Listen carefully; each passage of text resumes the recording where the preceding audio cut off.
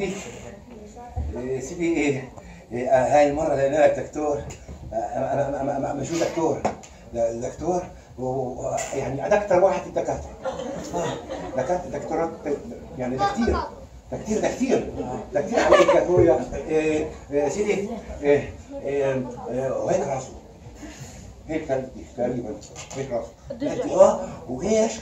عنده زباين، يا ولد الزباين هيك من هون لهناك. هذا وينه؟ بدي اشوفه.